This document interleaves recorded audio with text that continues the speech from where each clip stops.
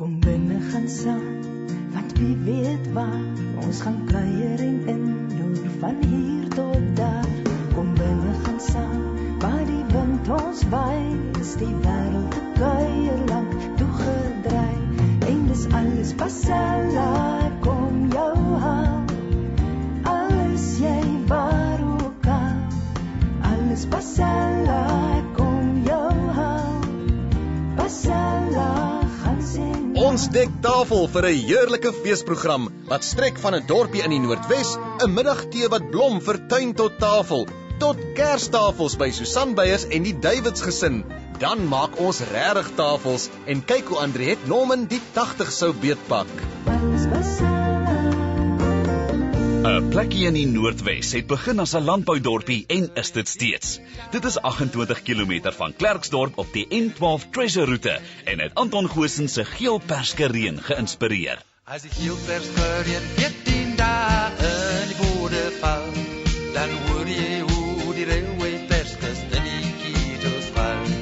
Hoe die vader rooi die ridderhuis, die perske brandewyn, dis valblare in die kietel. As jy hierdie 265 meter hoë kommunikasietoring sien, dan weet jy jy's op Hartbeesfontein. Dan moet jy eers bietjie stop. Ek is nou baie opgewonde om hierdie dorp te gaan verken. Dieter begin buite die dorp by die fontein waarna hy gedoop is. Die area is geleë op 'n antieke geologiese formasie, bekend as die Hartbeesfontein of Kosgebied, wat staan vir Klerksdorp, Orkney, Stilfontein en Hartbeesfontein. Dit is die bron van die goud wat vanaf die 1980s hier gemyn is. Die grond waarop die fontein is inderdaad in die tyd deur die dorpsraad aan die myn verkoop. Nou Karel, hoor dit Dieter? Ek hoor die fontein loop weer na 20 jaar. Dis wonderlike nuus vir hierdie hele gemeenskap, weet jy, want in die jare 40 was dit 'n oase geweest. En na die kerkdienste en op Saterdag was hierdie terrein hier 'n groot piknik en 'n uitspanningsplek. En toe die ontwikkeling van die myne gekom en hulle het met boorgate die water onttrek en woeps 20 jaar gelede weg is die fontein se water. En na die mynbedrywighede tot stilstand gekom het die watertafel begin opstyg, die boorgate het water gekry. En vandag sien ons die pragtige bome, ons hoor die voëlgeluide. Die oase het teruggekom hier na Hartbeesfontein.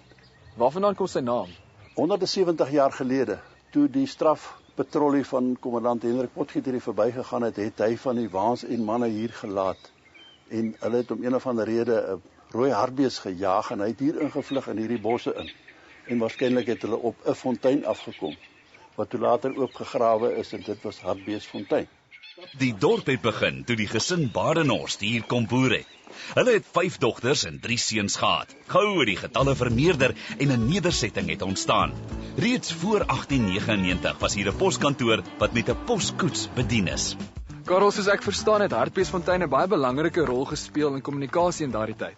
Ja, dit is so dat die plattelandse dorpe en dan Hartbeesfontein in die besonder die enigste verbindingsmiddel wat hy met die buitewêreld gehad het was dan waarskynlik deur die pen. En dan was Hartbeesfontein op die roete van die poskoetse wat vanaf Klerksdorp beweeg het in die westelike rigting. Maar daar was geen treinverbinding tussen Klerksdorp en die Wes-Transvaal verder af nie. So in Hartbeesfontein het hulle dan die poskoets se trekdiere wat muile was, omgeruil, 'n varspan ingesit en die het verder skof gedry. Ek het 'n foto vir jou van Klerksdorp waar die poskoets eienaar, meneer Masseryk, waar hy staan by die poskoets met die 6 muile voor. Hoekom het hulle muile gebruik en nie perde nie? Omdat hulle meer uithou vermoë gehad het en hulle was taaier teen perdesiekte wat baie van die perde laat omkom het. So dit is hoekom hulle muile vandag nog gebruik as trekdiere. Die poskoetse het tot rondom 1905 gewerk, toe Klerksdorp per treinspoor met Kimberley verbind is. Soos dit maar is op baie plattelandse dorpies, staan die NG Kerk prominent in Hartbeesfontein. Die een is in 1959 gebou en die saal dateer uit 1930. Maar met dit dat die gemeente reeds 146 jaar oud is daar ook ander geskiedenis.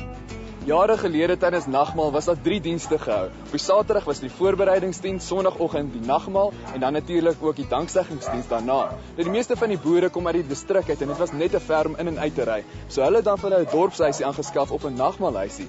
Soos hier 'n voorbeeld is in Kerkstraat en ook in Bergstraat. Nie lank nadat veeboere hulle vanaf 1846 hier gevestig het nie, is daar ook as gevolg van die sterk vloeiende fontein, vrugteboorde en groentetuine aangelê. Soveel so dat Hartbeesfontein later bekend geword het as die vrugtemandjie van die ou Wes-Transvaal. Vandag het die dorp 1500 inwoners. Hier is 'n paar oorslaapplekke vir besoekers en ook 'n restaurant. In die gebou wat in 1911 opgerig is daar 'n winkel en koffieplekkie, Steel Magnolias. Hallo Doody. Hallo Dieter.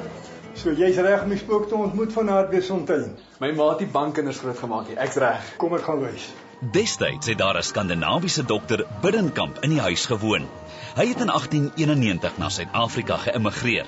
Tydens die Anglo-Boereoorlog was hy deel van die Skandinawiese korps wat saam met verpleegsters na beseerde soldate omgesien het.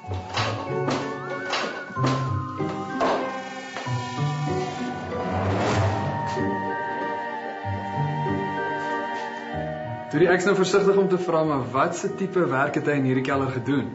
Man, hy het hier mense ingebring wat ek dink is, nou nie baie van hulle het hier uitgekom nie. Hy het amputasies gedoen en hy het allerhande mediese snykunde het hy hier gedoen in hierdie kamertjie. Hy was 'n baie gewilde dokter. En met sy dood was dit die grootste begrafnis wat Hartbeesfontein gehad het. So ek neem aan, die mense het nogal in hom geglo. Maar hier het 'n paar lelike dinge agtergebly. Want hier loop nou 'n spook rond. Dis 'n baie vriendelike spook. Hy skuif net dinge hier rond. Hier is byvoorbeeld skillerye wat afval van die muur af en dan lê hulle onder, dan kom hulle niks oor nie. Die volgende môre kom hulle hier, dan is dit omgedraai, dan kyk die skillery muur toe.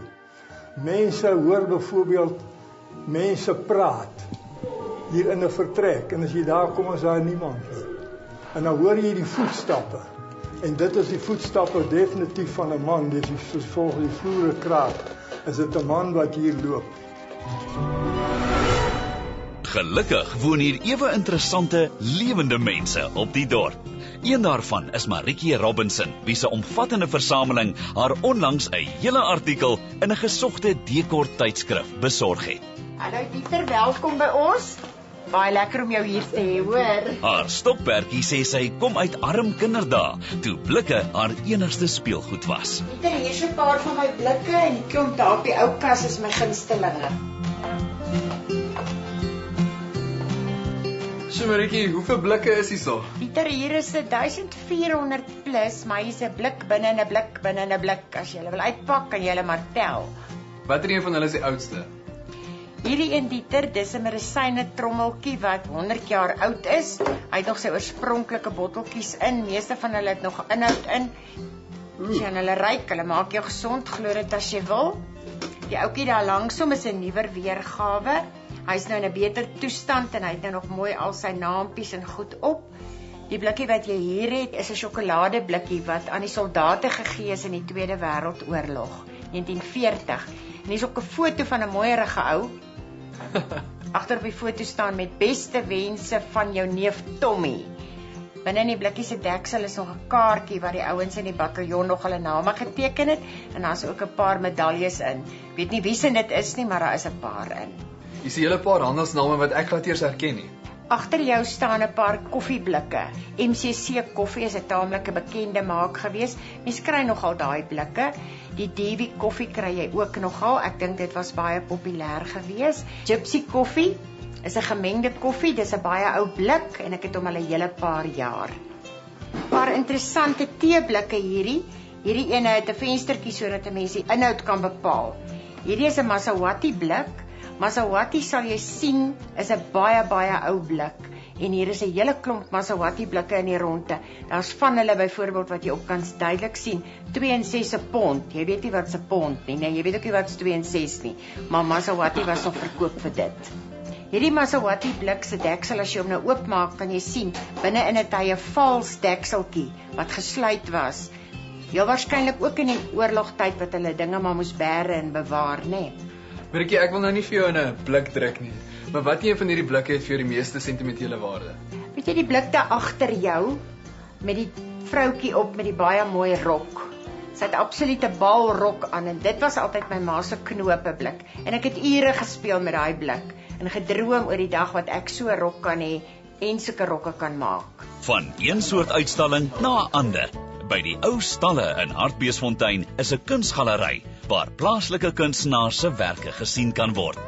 Petrus Mollema, wat reeds hier uitgestal het, is 'n Hartbeesfonteiner wat graag sy tuisdorp skilder.